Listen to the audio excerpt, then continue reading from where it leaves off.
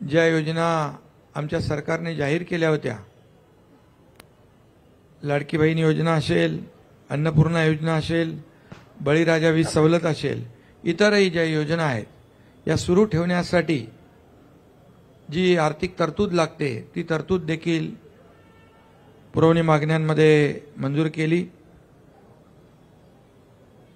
लाडकी बहीण योजना आणि इतर योजना ज्या आहेत, आम्ही ज्या घोषणा केल्यात, ज्याची अंमलबजावणी सुरू झाल्या, त्या सर्व योजना जशा आहेत तशा सुरू राहतील, त्यामध्ये कुठेही व्यत्यय येणार नाही। त्याचबरोबर राज्यपालांचं अभिभाषण सभागृहात त्याच्या बाबतीत चर्चा झाली, राज्यपालांचे आभार देखील मानले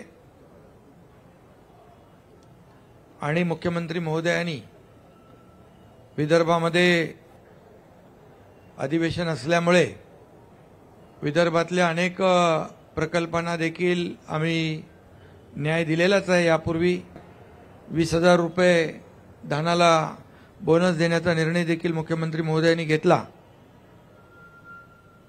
याचं देखील समाधान आम्हाला आहे।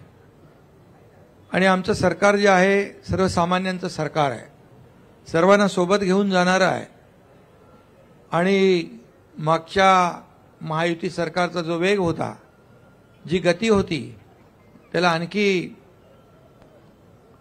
गती देणार, आणखी वेगाने आम्ही निर्णय घेऊ। महाराष्ट्र आता न थांबता पुढे जाणार। विरोधकांची संख्या जरी कमी असली तरी सुद्धा आम्ही त्यांच्या प्रत्येक ज्या आयुधाच्या माध्यमातून त्यांनी प्रश्न उपस्थित केले त्याला सरकारने उत्तर दिलं। महायुती सरकारने आपला देखील पाळला। या अधिवेशनाच्या काळात मंत्रिमंडळ विस्तारही झाला, विधान परिषदेचे सभापती देखील त्यांची नियुक्ती झाली आणि विशेष म्हणजे पुणे विमानतळाला जगद्गुरू संत